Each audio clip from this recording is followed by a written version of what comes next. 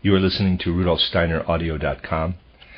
If you are listening to the podcast of this, it is located at rudolfsteiner.podbean.com. Please consider becoming a patron. This is a reading of the collection of lectures Pastoral Medicine by Rudolf Steiner, Lecture 3. Dear friends, we will obtain a deeper view of the total human being if we go a little further into the matters we were considering yesterday. In particular, we should see from such symptoms how important the transition is from health to illness. I would like, therefore, to speak further about something that lies between certain pathological trends that are developing in human evolution and a kind of natural initiation that constitutes another stream in human evolution. It is a phenomenon that lies in the middle between the pathological tendencies of human nature and the stream of initiation. It relates as much to one as to the other.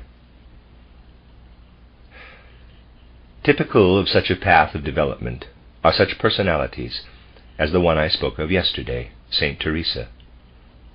One can observe much more than I described if one makes a study of some of these individuals.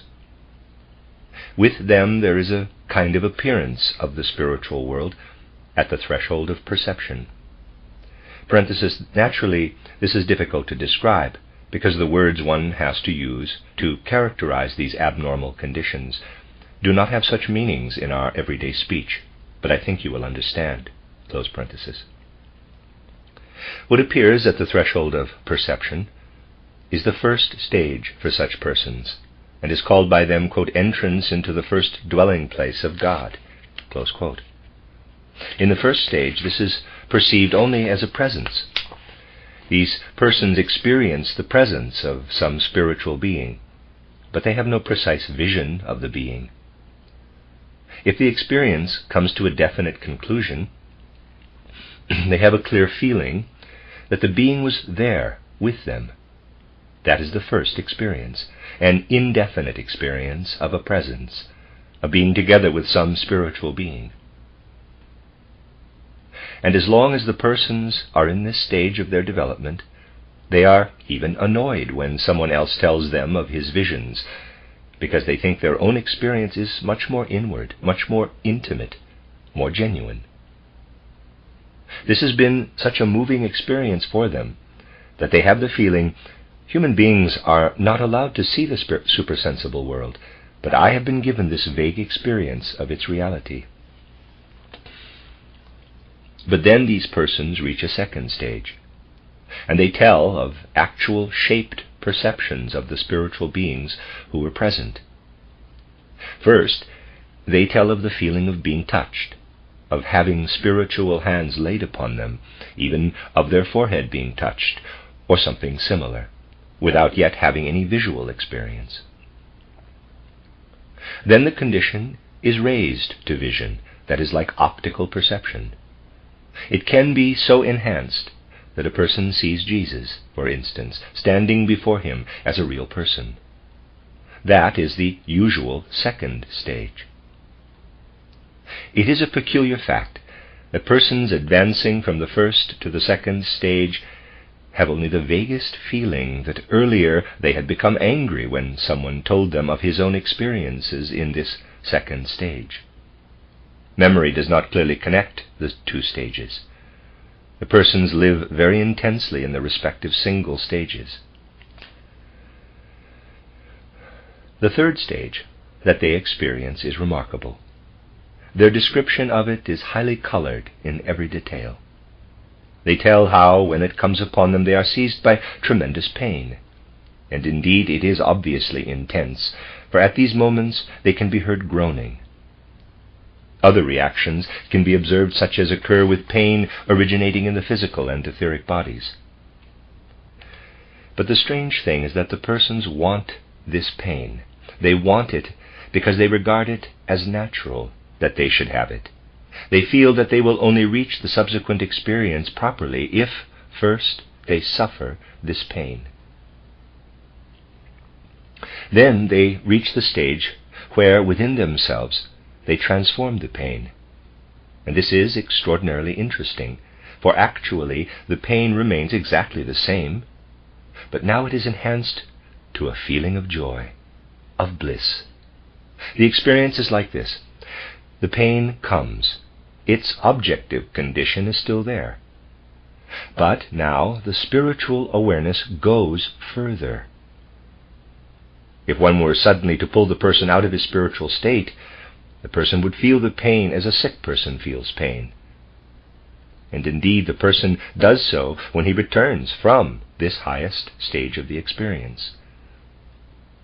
At this highest stage, he no longer has the feeling that spiritual beings come to him, but that he himself has risen into the spiritual world. At this stage, the pain is transformed. One might say subjectively, but the expression is not quite exact. The pain is transformed into a feeling of bliss. Then begins a symbolic objectifying of the pain. When the person comes out of this experience and has the memory of it, parenthesis, and in most cases there is a very clear memory of it afterward, close parenthesis, then he describes how a seraphim or a cherubim stood beside him and had a sword that he plunged into the person's intestines, which caused excruciating pain. How, when the spiritual being pulled out the sword, How, when the spiritual being pulled out the sword, he pulled the intestines out too. How, then, there came immediately an experience of profound bliss in the presence of God. As a rule, there are these three stages in succession. We can understand them clearly through our anthroposophical knowledge. You can see that after the preparatory condition, which I described yesterday, the first stage consists of the ego organization drawing the astral body to itself, so that they are united without penetrating the physical and etheric bodies as deeply as they would normally do.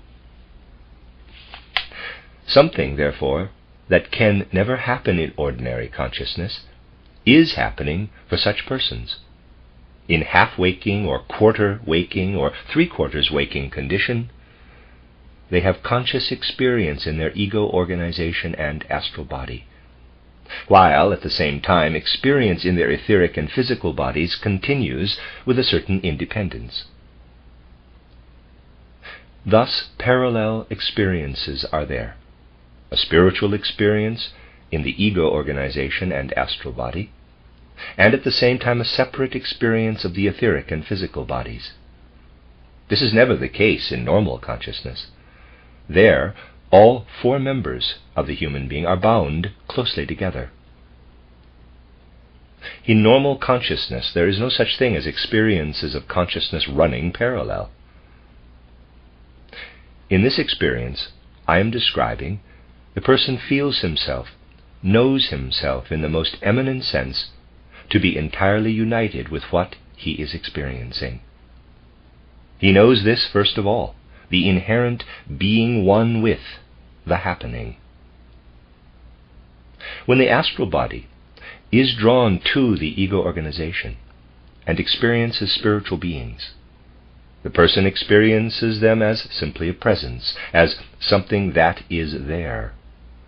He experiences this as one experiences one's own body. One does not differentiate in the latter experience. One does not feel one's body as something standing outside of one. One feels it as part of oneself. That is the first stage, the experience of a presence.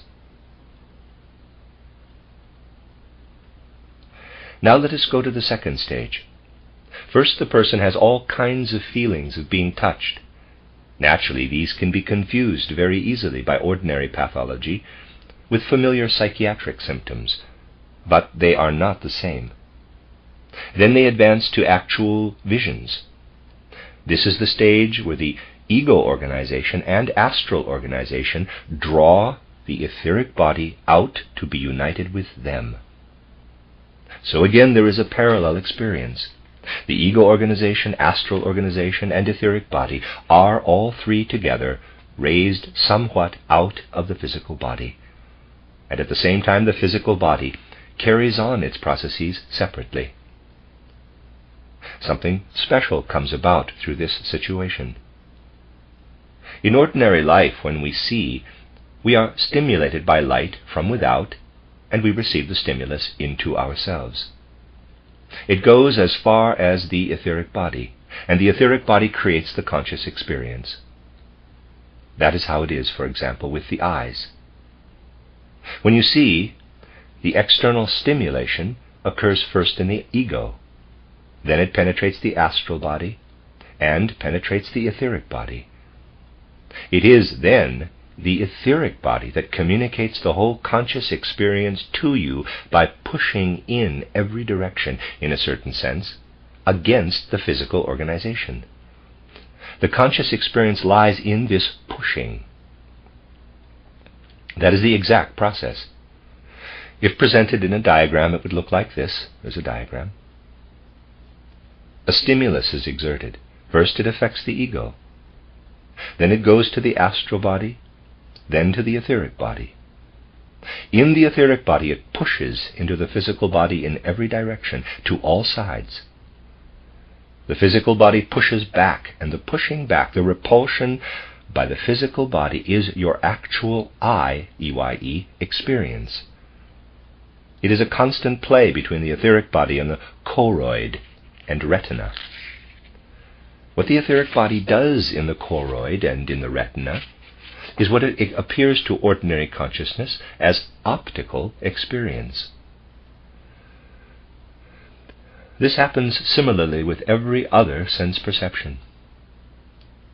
To anyone who understands these things, the entire explanation in today's psychology textbooks or even in the theories of knowledge is terribly childish. But now, with such persons as I am describing, the etheric body is seized directly in this experience. The experience sits in the ego, astral body, etheric body, and does not push out to the senses, but pushes from within to what is the nerve sense system. Pushes first, actually, into the glandular system, then into the nervous system, and finally from there streams into the senses. So the senses are taken hold of in a way that is just the opposite of the way it happens in ordinary life. Instead of the experience of consciousness being stimulated through the senses, it is colored, intensified, made vivid by the fact that it streams from within to the senses. That is how the feeling of being touched comes about in a sensation of the nerves, by the streaming from within outward. This is then raised to vision. Now you know the whole inner process. If there is a further development, it proceeds in the following way. The ego organization, astral body, and etheric body take hold of the physical body from quite another direction than would normally be the case. The physical body is accustomed to being taken hold of, ergriffen, from without, but now it is taken hold of from within. Now it is taken hold of in the midst of life, the very process that otherwise only happens when the human soul spiritual entity comes down out of the soul spiritual world into the physical body 3 weeks after conception. This event cannot otherwise happen in ordinary life, because normally the etheric body is connected with the physical body. But in this case, the etheric body has been raised out by the ego organization and taken hold of by the astral body. It is like birth, when the human being takes possession of his physical body. But now the procedure is more complicated, possessing this physical body from quite another direction, and that causes pain. For as a matter of fact, all pain, in cases of illness too, consists of the fact that the body is grasped hold of from some other direction than the usual one. That is what happens at the moment when the third stage is reached. Now you need not be surprised that this third stage is objectified. It penetrates the physical body, and the physical body repels it. A physical body cannot be so seized except in regular initiation. In any other situation, the physical body exerts opposition, and this causes pain. It pushes away in pain what it is experiencing. That is the first part of the experience of the third stage. The physical body exerts resistance, and the resistance is experienced as pain. And what enters through the pain? The real spiritual world. It comes through the pain. The spiritual world comes from the other direction. Ordinary sense perception and ordinary thinking grasp hold of the physical world. The spiritual world is grasped in the opposite way. The way to it is through pain. The moment the physical body exerts resistance, intense pain is there. But the moment the pain is taken hold of by the spiritual world, the moment the spiritual world enters, the pain is transformed even to ecstasy. It is really so. First there is pain in the organism, but then the spiritual world penetrates the pain, streams through the pain. A cherubim or seraphim appears. This is what imagination gives the person. The cherubim plunges his sword in, draws it out, and draws the intestines out with it. This means that the person becomes independent of his physical body, of his ordinary connection to it. He has no experience in the lower organs. He is led beyond it to an experience of the spiritual world. The physical pain is transformed to bliss. These persons speak of the presence of God, or if they make distinctions, of the presence of the spiritual world. This last stage is experienced by persons who are strong enough in their etheric body to endure the entire happening. They have the foundation for it in their karma. For instance, think of Saint Teresa. She had an earlier incarnation in which her soul became especially strong. She incarnates as Saint Teresa. But before she incarnates in the physical body, she takes possession of her etheric body very forcefully, and this etheric body becomes inwardly stronger, in quality more vigorous than is the case with the usual human being. She has brought it with her into this life, this etheric body that is inwardly strong. Then this strong etheric body leaves the physical body and unites itself firmly with the astral body and ego, which are themselves also especially strong from an earlier incarnation. And that is the reason why illnesses then appear, at least a certain variety of illness, because the etheric body is not staying in the physical organs and providing them with its nourishing, vitalizing forces. With the persons I am describing, the moment they enter the third stage, they become really ill. But at the same time, their strong etheric body brings it about that in the status nascendi of the illness, they overcome it. The illness appears in status nascendi, and immediately an automatic therapy arises within them from the strong etheric body. The entire process is a latent illness and healing. This is one of the most interesting phenomena in the realm of human evolution. Precisely in the case of Saint Teresa, you see in the final stage of her development a continual status nascendi of illness and the continual cure. This alternation, this wonderful swing of a pendulum between the beginning of illness and the caring of it, is not a natural happening in the physical world, for it is not brought about in the physical world. It takes place in the spiritual world. We know that the etheric body is formed before the earthly incarnation, and it is into that pre-earthly moment that such a person as Saint Teresa returns.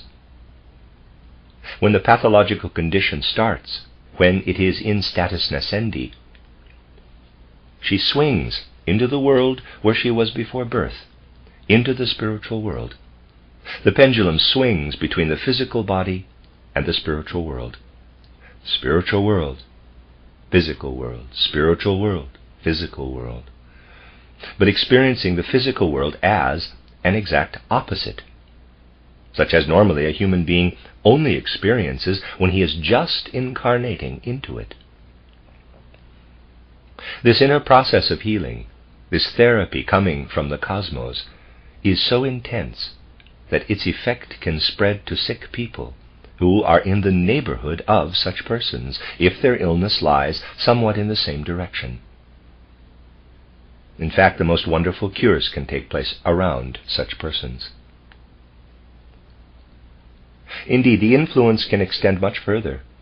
In the former, better days of the Church, these things were used in a careful esoteric way. Later, this degenerated to a superstitious worship of relics and belief in magic.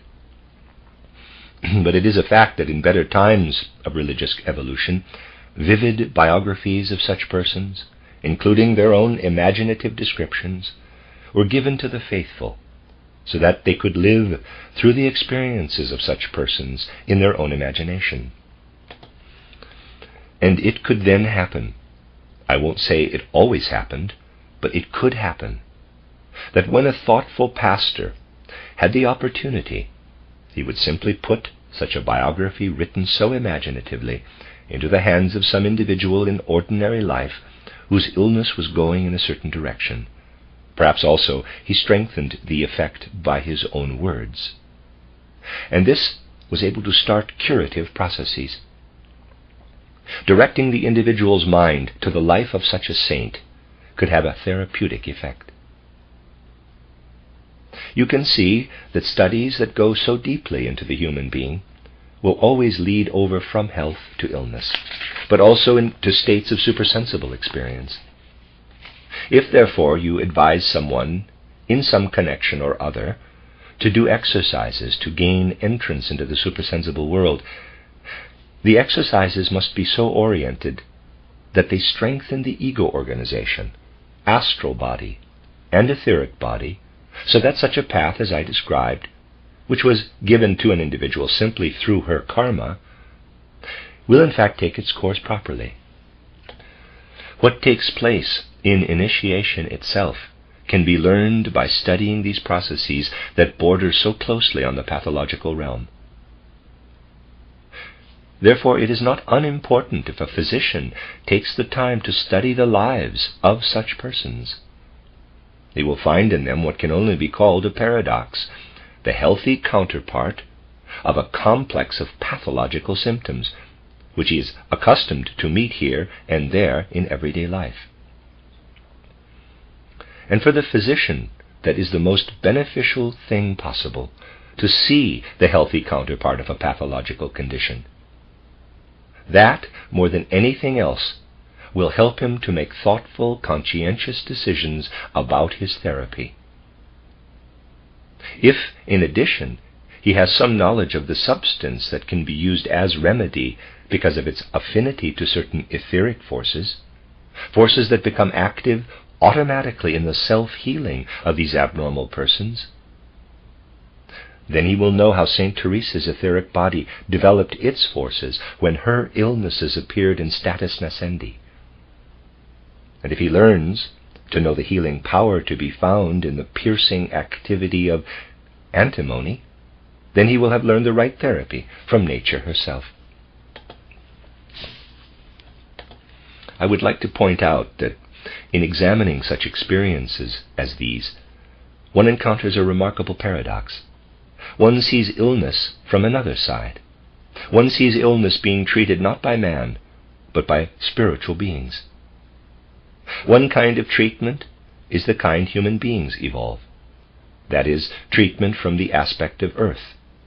It consists of restoring the previous condition through some therapy that brings up the illness. The spiritual beings who have to do with humanity treat illness differently. They weave an illness into the fabric of karma. That is their task. Indeed, a task that doesn't pile things together as they are piled together here on earth by pathology. Here, a 17-year-old who is ill is not always cured by the time he is 45. but with the way karma is formed, an illness in some incarnation, whether it is cured or not, may be woven into the human being's karma 3,000 years later.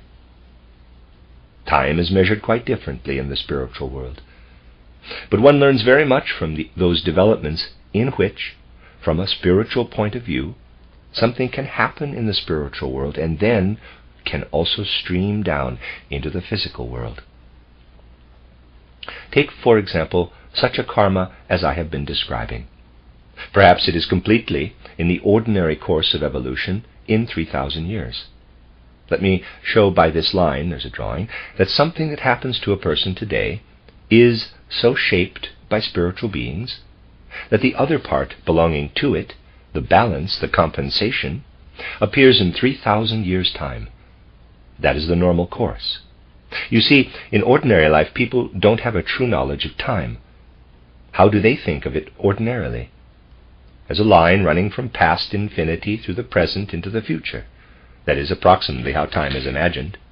And indeed, the line has to be thick, perhaps not even a line, but a thick rope, because it contains everything that is perceived at any given moment in the whole world. That's the way people think of it, if they think of it at all. And most people don't think of it at all. From a spiritual point of view, time is not like that. And one finds little understanding for spiritual developments, which, after all, are present in all physical evolution, when time is thought of in that conventional way. In reality, time is different. The line that I drew there on the board can be all tangled up into a ball, and there's another drawing. The entire line of time is in that ball. 3,000 years are in that ball. Time can be all tangled up, and if it is tangled up for some development or other in evolution, then the tangle can be found in the life of some individual. In the case of St. Teresa, a tangled ball of time was present in her earthly life. We come upon a true mystery, that things which in someone's karma would seem to be widely separate, for some reason become entangled. You see from such an example how a study of the inner spiritual karmic development must link up with the external pathological and therapeutic inquiry. You can see how the pastoral care of some person by the priest, who is basing his view of the person on the karmic connections, the spiritual aspects, can relate to what is seen from a medical view alone. For a comprehension of these things requires not only theoretical knowledge, but really living into the things. The physician must live into them on the pathological, physiological side that opens up for him. The priest must live into them in the theological and karmic views that open up for him. And the harmony will come from their working together out of these two different fields, not from interfering in each other's field in dilettante fashion. This must be stressed again and again. You must still see something else that is connected with these things, particularly in our epoch. You know, dear friends, how distasteful it is to some people to accept a certain idea, the idea of free will, and yet it is perfectly obvious to an unbiased person. The philosophers deny its reality because their intellect can't make a connection with it. I said just now, in regard to sense perceptions, that the explanations in physiology and psychology textbooks are, to someone who understands these things, absolutely childish. But the chatter over free will is far worse. For you must remember, a decision of free will is at every moment an act of the whole human being, no matter how he appears in this impulse, healthy or ill or half ill or abnormally healthy. The whole human being is involved in an impulse of free will, and together with him all that can be known of the whole human being, all the complications. One only learns to know human nature when one learns to know it with all its complications. And please notice, something that in abnormal persons shows too strong a color in one or another direction is neutralized harmonized in the ordinary human being. There's a trivial expression, but it's true. A cherubim can make friends with you, but the devil can too. And those processes where the devil can squeeze in, we're going to study them too. This is all to be found in the ordinary human being. But opposing forces are neutralized because they develop equally strongly in every direction. If there's an angel in every human, there's also a devil. But when the angel and the devil are equally strong, they neutralize each other. Now take a look at these scales. There's a drawing. There is one spot, one point right here. You can lay weights there or there, and then you have put the scales into movement. But this spot always remains still. It has a name, the hypomokleon. It is not affected by what you lay on the scale at the left or what you lay on the scale at the right. Of course, the scales must be built so that this spot will not need to be disturbed. Now, in the human being, a spiritual hypomokleon is created by the opposing forces. Therefore, you can study human nature, and you will never be able to call man a free being, for by his very nature he is causally conditioned in all respects. If you study the nature of man from the viewpoint of materialism, you do not come to the idea of freedom. You come to causal conditioning. If you study man from a spiritual viewpoint, you come to the determination of the will by God or by spiritual beings. You do not come to free will. You can be a big blockhead of a materialist and deny freedom and do research on the natural causality of the will. Or you can be a sophisticated fellow like Leibniz and gaze out at a spiritual universe, and you come to determinism. Naturally, so long as you are considering the scale at this left end of the beam, you have to reckon with movement. So long as you are considering the scale at this right end of the beam, again you have to reckon with movement. And it is the same with man. Whether you consider him from the point of view of nature or from the point of view of spirit, you do not come to freedom. Freedom, dear friends, lies in the middle, at the point of balance between them. That's theory, of course. The practice is this. You have to decide, when a person comes to you with a difficult life situation, whether you can make him responsible for his actions. Now, this becomes a practical question, whether he can or cannot exercise his free will. How are you going to decide this? You decide by judging whether his spiritual constitution and physical constitution are in balance. And in this the physician and the priest are equally involved. Therefore both physician and priest must be so trained that they possess an understanding of the conditions under which a person is either in balance or not in balance between spirit and nature. Whether an individual has this sense of responsibility can only be decided out of a deep knowledge of human nature. The problem of freedom in connection with responsibility is one of the deepest problems imaginable. Let us continue tomorrow. We will see what from one side leads to health and from the other side leads to pathological conditions. The end of Lecture 3.